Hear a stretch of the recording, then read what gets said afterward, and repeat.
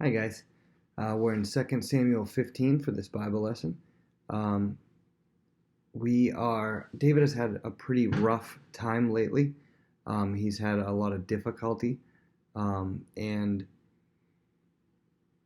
it's as good a time as any to remind you that this is the Bible and this is the historic section of the Bible. And this is history.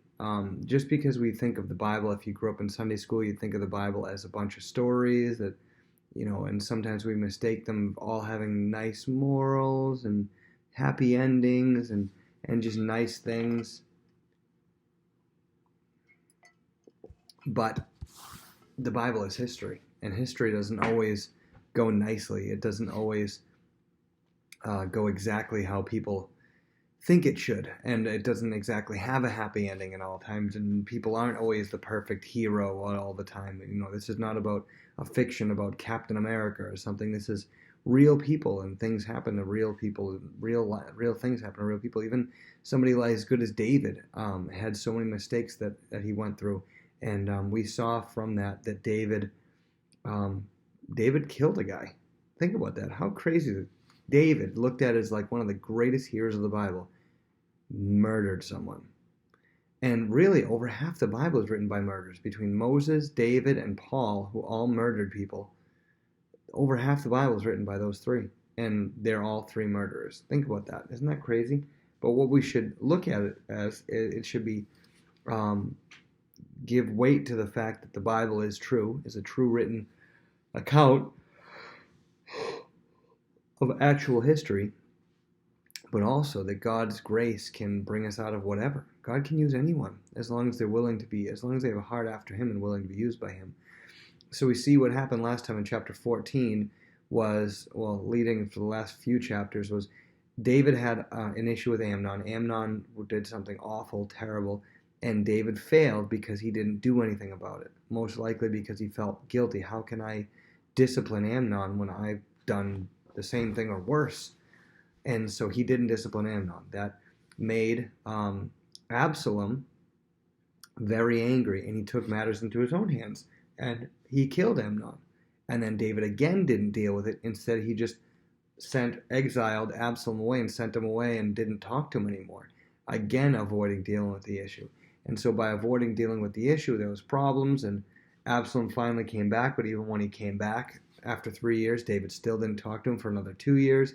And then he comes back, and after a lot of prodding from Absalom and Joab, he finally comes back, and David welcomes him back, but doesn't really still address the issue of what had gone on in the past. He just kind of acts like it never happened, which is not the right thing. So you can imagine a lot of bitterness came from Absalom during those 5 years that he came away. If you do something and you're getting a consequence for it, sometimes you can be mad and defensive, but especially if you feel like you did nothing wrong. If you're getting a consequence, if you're getting, in trouble for something, and you didn't do anything, I mean, you can. I'm sorry. I'm tired. It can be very easy to have a lot of bitterness. You might be sitting there. Let's say that somebody in the class was talking, and I come in and I say, you know what, all of you guys, you're missing recess. And it can be easy to maybe get angry at that one person who's talking, but maybe it's something that no one was talking. I walk in and I'm like, I heard you guys talking, and you guys are like, no, none of us were talking. I'm like, you know what, I think you were. You know what, you all have timeout. You would probably feel a lot of bitterness toward me. And while you're sitting there in timeout, be going, it's unfair. I don't think I should be in here, and blah, blah, blah, blah. Or maybe you were talking in a justified reason. You were like, oh, I was just asking him for a pencil. Well, you know what? You're in timeout now, and you say, and you're sitting in timeout angry, and you're saying, what am I supposed to do? Not have a pencil? And you're thinking all these things. It can be very easy to let bitterness creep up. And that's what happened with Absalom. In chapter 15, verse 1, it says, after this, it happened that Absalom provided himself with chariots and horses and 50 men to run before him. Whenever you see something like this happen in Scripture, it happens a few times in the Old Testament, you have to understand the context of it. When you have chariots and horses and people running before you, You are portraying a kingly image, almost like if you picture in Aladdin, when he comes in, Prince Ali, mighty is he, Ali Ababa. You know, like it's like the elephants and everything like that.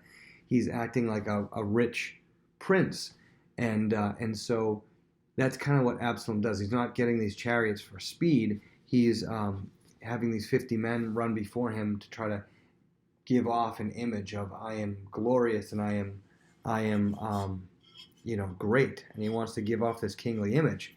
And think of it, what is that the opposite of? Who is that the opposite of? The opposite of his father David. When did we see David do something the opposite of that? When the ark was brought in and he was sitting there dancing, undignified. He was making himself seem like he was a lowly person and kind of in an embarrassing way. And he said, I don't care, it was before the Lord that I danced. And so Absalom's starting to create a contrast here between himself and David, making himself seem very, very kingly. And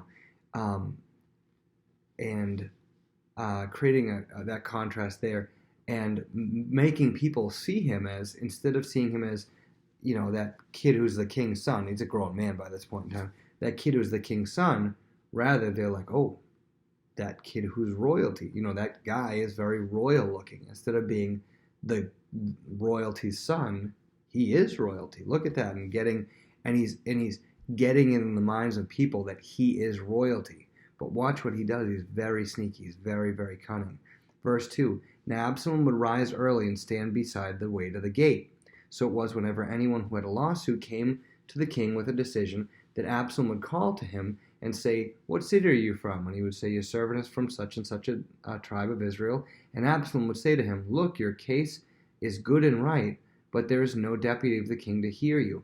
Moreover, Absalom would say, Oh, that I were made judge in the land, and everyone who has any suit or cause would come to me, then I would give him justice.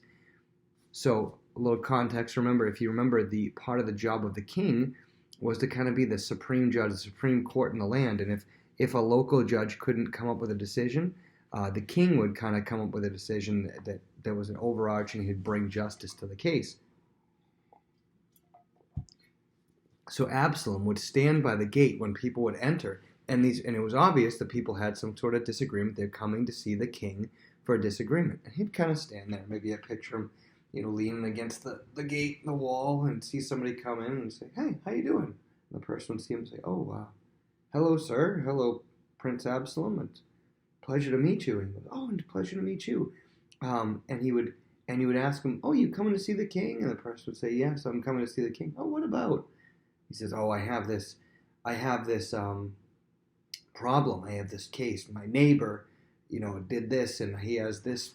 Maybe he put his fence on my lawn, and I want him to move it, or whatever." And he'd say, "What is it about? Explain it to me." And he'd have the person explain their problem to the prince. Because, think about it. When somebody has a problem, when somebody's angry about something, what do they want to do? They want to talk about it. And they're angry. When they're angry and they want something to be done, they want to talk about it. To be like, "You'd never guess what this guy who lives next to me did. He went and he did this, and he put up this thing on his lawn, and it's loud, or it makes noise, or it has lights coming off it." People like to gripe. It's called griping, complaining. So he'd come and say, "Oh, you have a complaint? Let me hear about it."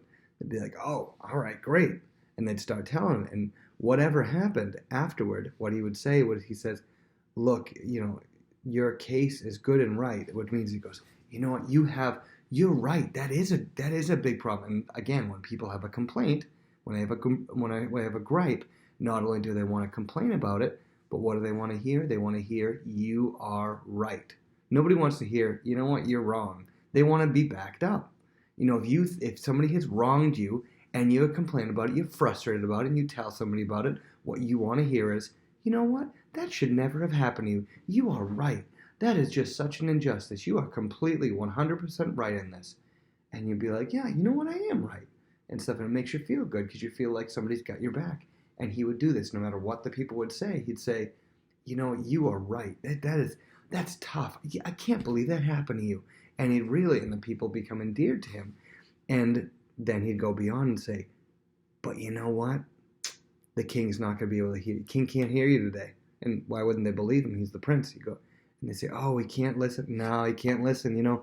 He's just too busy. He doesn't really have time for the people. And they say, oh man, that stinks. So I'm not going to be able to have the king hear my case. Nope, sorry, not going to be able to have the king hear your case. Sorry. He just, he does too busy. He doesn't really care enough. And they say, man, I wish I had some power. I wish I had the power to deal with your case. Because if I had the power to deal with your case, I would absolutely rule that you are right.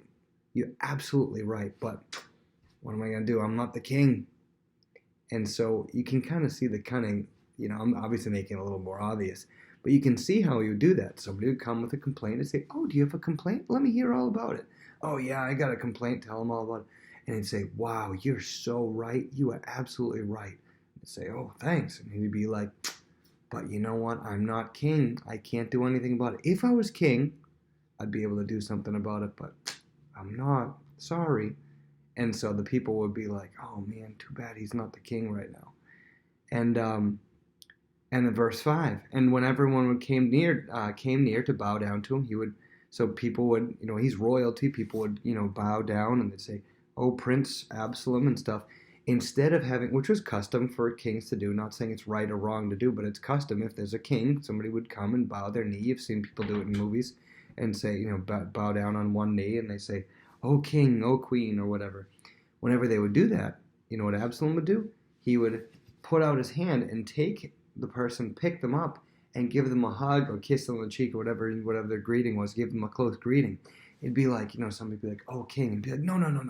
Don't bow to me. They'd be like, don't bow to you. No. You're not any less than me. You're my equal. Come on. Let's shake hands like equals. And people weren't used to royalty acting like that. They're like, oh, man. And so there's a difference between what David did and what Absalom did. They both appeared humble in some way. When David did it, when he was dancing before the ark coming in, number one, it was authentic. Number two, it was humbling himself before the Lord. And number three, he was doing it in a way that could be taken to look embarrassing. But he was truly humbling himself regardless of what people thought. And he didn't care what people thought. Here, Absalom is humbling himself by putting him on the same plane as the people. But in reality, it's not real. It's not authentic. I guarantee, you can see from the first verse, he was sitting there with chariots and horses and people running before him. He thought of himself as great. That's noble. That's not something you do if you're really, truly humble. It wasn't authentic. And Absalom wasn't doing it before the Lord. He was doing it to sway these people's minds. And thirdly, he was, I forget my third point, forget the third one, but he was doing it not for God. He was doing it for the people to see him that way. And it really wasn't authentic. It really wasn't true. He didn't think of himself in that humble way. David was doing it just because he was, I don't care what people think of me. Oh, that's what it was. Absalom did it because he cared what people thought of him. He wanted to change what people thought. And it says in verse 6, in this manner, Absalom acted toward all Israel who came to the king for judgment. So Absalom stole the hearts of the men of Israel. So what he's doing is it says he stole their hearts. He made them all be like, wow. They came away from the conversation. Wow, that Absalom is a really great guy. Wow, he's great. Come home. Hey, honey, a funny thing happened to me today. Oh, what happened? I met Absalom there and blah, blah, blah, blah. You know what? I think Absalom's going to make a great king someday. Really? But King David's king. Yeah, but he's getting older. He's not going to be king forever. I think Absalom should be king. Oh, well, whatever. And they kind of go back to... And so the mental indoctrination started. And here's something you need to be careful of. Flattery. Do you guys all know what flattery is? Flattery is when somebody says very, very nice compliments to you. And it's nice to get a compliment every once in a while. Somebody's like, hey, you know what? Did you get a new haircut? I like that haircut. That's nice. Or, hey, is that a new jacket? That's a nice jacket. Compliments are nice. We like compliments. You don't want somebody to walk up and be like, hey, you ugly. Nobody likes that. People like when people go, oh, yeah, that looks great. But be careful, because here's the thing. Think about it. Can you get anything out of a compliment? obviously it feels nice, but can you learn anything from a compliment? Can you uh, get any better at something from a compliment? No, it just feels kind of nice. Um, Nobody wants an insult either. Insults aren't nice, but a constructive criticism is much nicer than a compliment, because when somebody is constructive criticism, let's use an example of like basketball. If somebody just walks up to you and said, "Oh, you're just so awesome at basketball. You are just the best. You're just so unbelievable at basketball," it makes you feel good. But do you get any better at basketball? Probably not, unless it gives you a little more confidence, maybe. But other than that, you really don't get any better.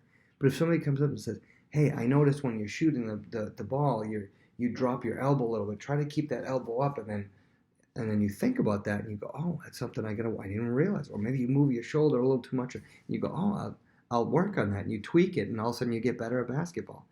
A criticism, when done in love, can often help us. That's why the Bible says, "Faithful are the wounds of a friend." If a friend comes to you and says, "Hey, I noticed you were doing this wrong. I just want to let you know."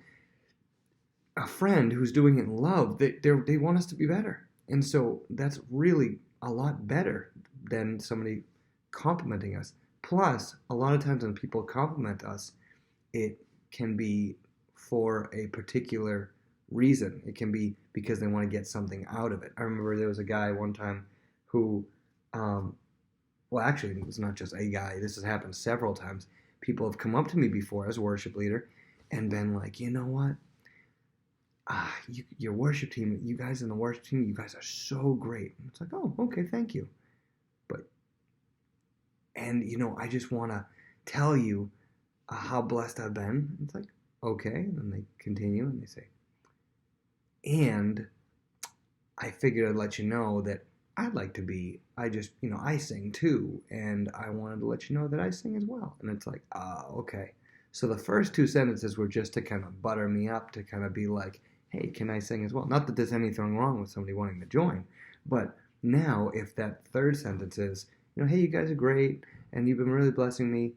I was wondering if I could join." Now that might be a bad example, but now you're wondering if the first two sentences were just because they want to join or something like that.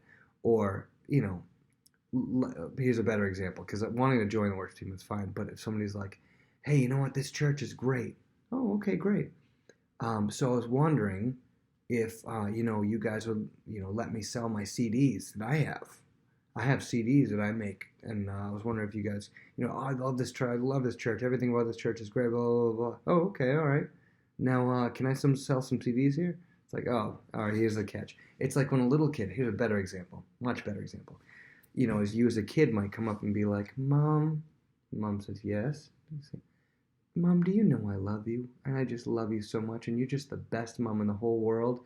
And you're just so beautiful and kind and loving, and my best mother and my favorite mother I could ever have in the world." She probably would say, "What do you want?" You'd be like, "Can I have ice cream?" or something like that. You're just trying to butter her up to get something out of her. This is what Absalom's doing. So beware of flattery. When somebody comes up and says, "You're the best. You're this, you're that, and you're this, and you're that."